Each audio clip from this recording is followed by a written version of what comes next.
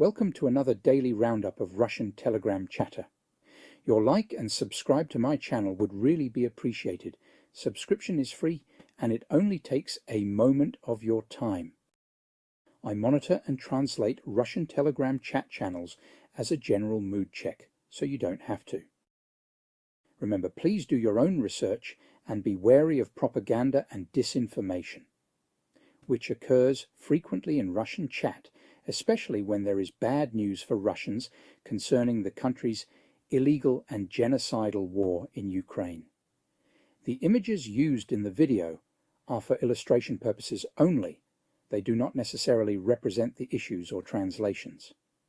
And finally, please note, the chat is unverified, and I do not endorse the views expressed. In the sanctions are only good for us section of the failed Russian wartime economy, Russia has stopped production of liquefied gas at its largest plant, Arctic LNG 2. Due to American restrictions, the gas cannot be exported.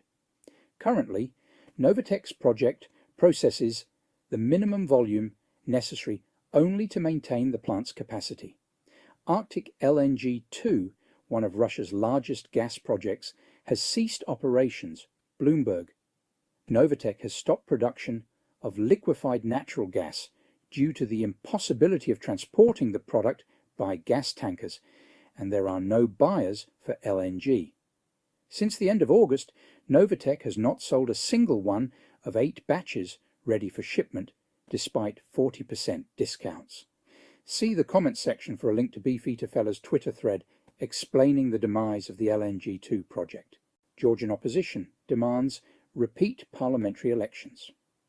The only negotiations with the government will concern holding new elections with the help of international observers, said Georgi Vashadze, one of the leaders of the opposition party Unity National Movement. Local channels also report that Georgian President Salome Zurabishvili joined the rally in Tbilisi. She gave a speech to those gathered. "We will fight to protect your constitutional right to vote. Now is not the time for pessimism. Now is the time to calmly and with your head up defend your votes.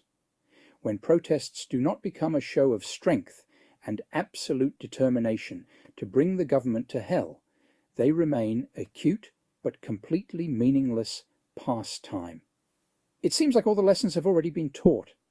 The manic desire for bloodlessness and legality has already buried the protests both in Russia and Belarus.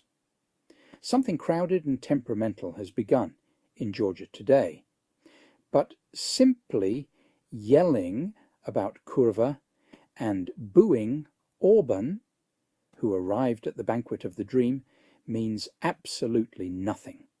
This is nothing more than political aerobics, but whether the Georgian protest will be able to grow into something more substantial than just trampling and shouting is still unclear. There is no readiness to decide on bloodshed. The Georgians, it seems, have not yet realized the full darkness of the situation. Russia, with the hands of the Kobakidses, has taken Georgia by the throat and can now break its Adam's apple.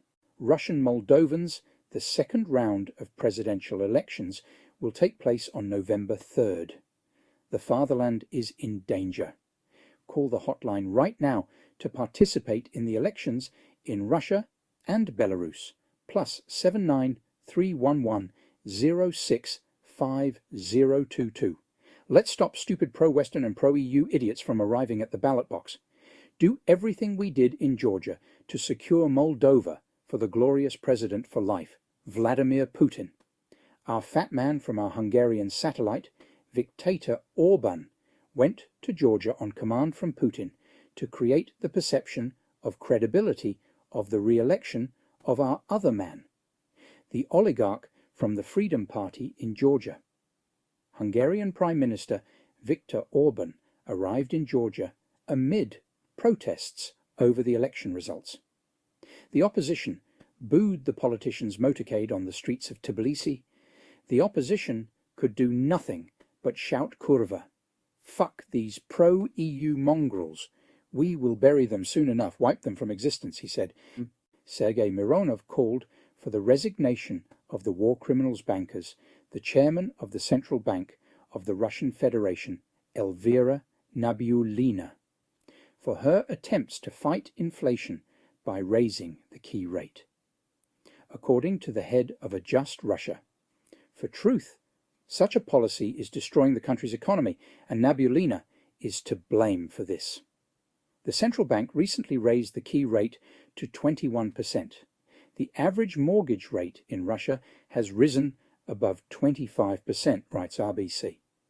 Banks rush to raise rates following the central bank. Transcapital Bank increased rates to 27.75%, Sovcombank to 25.99%, VTB to 26%. Rates for the construction and purchase of suburban housing have also increased, reaching an average of 25.47%. The Russian coal industry is on the verge of bankruptcy. Due to falling coal prices and logistics problems, the industry's pre-tax loss could amount to 34 billion rubles against profits in 2022 and 2023.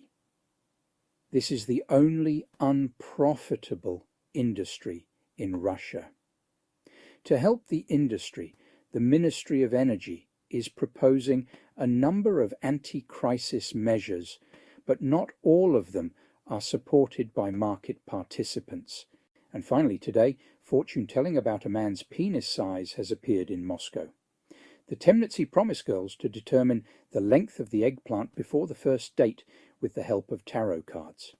They say our Russian psyche is broken. It is indeed well and truly in the gutter. That's all for today, folks.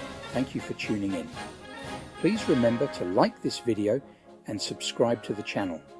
I also leave comments open for feedback, which I really appreciate.